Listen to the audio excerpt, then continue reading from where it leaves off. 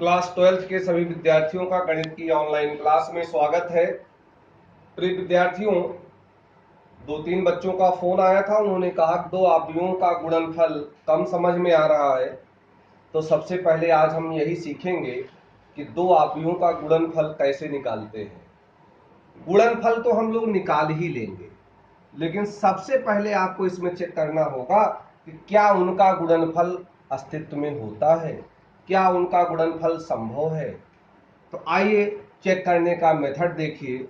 मान लेते हैं दो आव्यूह कोई दिए गए हैं ए और बी। आप पहले से जानते हैं आव्यूह को हम अंग्रेजी भाषा के बड़े अक्षर से लिखते हैं। अगर पहले आव्यूह का क्रम आप देखें, पहले आव्यूह का क्रम देखें, मान लेते हैं इसका क्रम है m/n, और दूसरे भी आव्यूह का क्रम, ये रेक्टेंगुलर एरे है, बड़ा कोष्ठक है, यहां इसका क्रम लिखा जाता है, मान लेते हैं n/p है। कैपिटल ए का कोई सामान्य अवयव ai जैसे लिख देते हैं, बी का एक सामान्य अवयव bi जैसे लिख देते हैं। ध्यान देना बेटा, यदि पहले आव्यूह में स्तंभों की संख्या दूसरे आव्यूह के पंक्तियों की संख्या के बराबर हो, तब इनका गुणनफल संभव है। यहां देखो बेटा, लिखा है पंक्तियों की संख्या। गुणे को किससे पढ़ते हैं? बाई द्वारा। ये क्या है? स्तंभों की संख्या, पंक्तियों की संख्या, स्तंभों की संख्या। तो कैपिटल ए में स्तंभों की संख्या n, तो कैपिटल बी में पंक्तियों की संख्या n, तब ए और बी का गुणनफल संभव है, और उसे आप लिखेंगे a.b या सिंपली ABC लिखेंगे।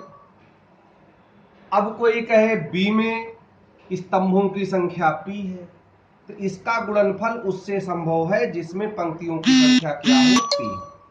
क्या बेटा b का a से गुणनफल संभव है? b है, तो b में स्तंभों की संख्या p, a में पंक्तियों की संख्या p नहीं है, तो b और a का गुणनफल यहां संभव नहीं है, जबकि a और b का गुणनफल संभव है। तो आप समझ गए होंगे क्रम विनिमय नियम इसमें लागू नहीं होता। a गुणे b और b गुणे a हो सकता है अस्तित्व में ही ना हो सकता है बराबर हो सकता है बराबर ना हो।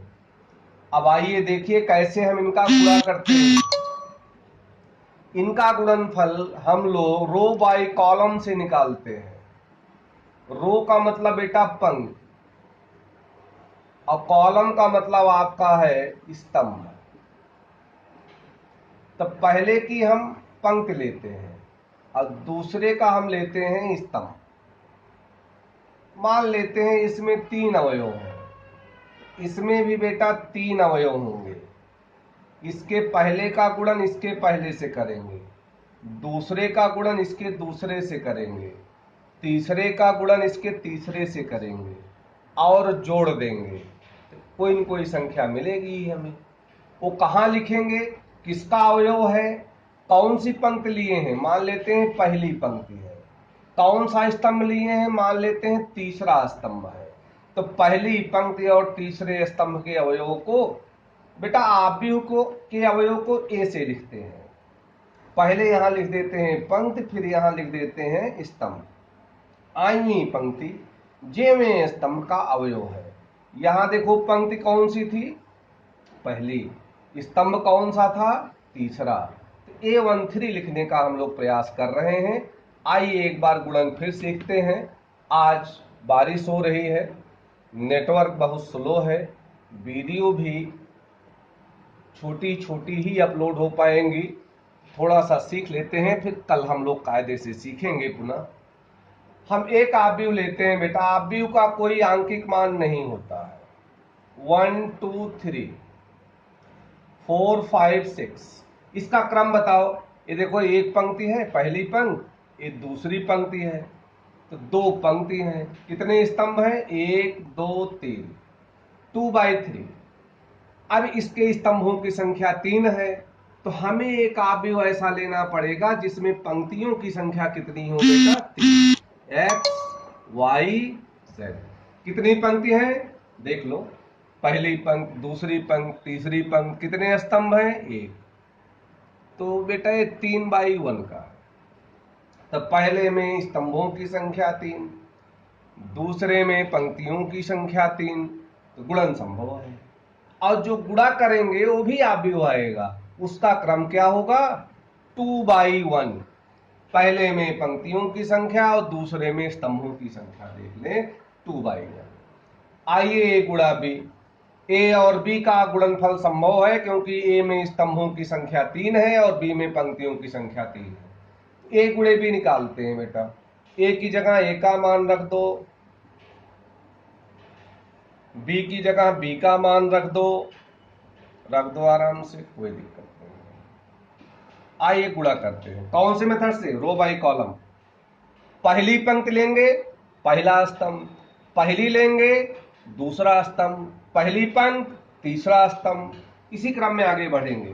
तो पहली पंक्ति लिया, 1 2 3, पहला स्तंभ कौन है? एक्स वाई जेड, तो 1 का एक्स से, 2 का वाई से और 3 का जेड से गुणा करेंगे।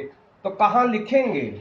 गुणनफल में पहली पंक्ति और पहले स्तंभ का हमें अवयव लिखना है।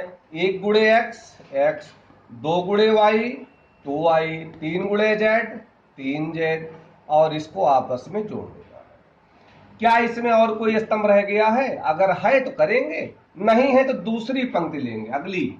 तो दूसरी पंक्ति लेंगे तो भैया इसके दूसरे पंक्ति में लिखना।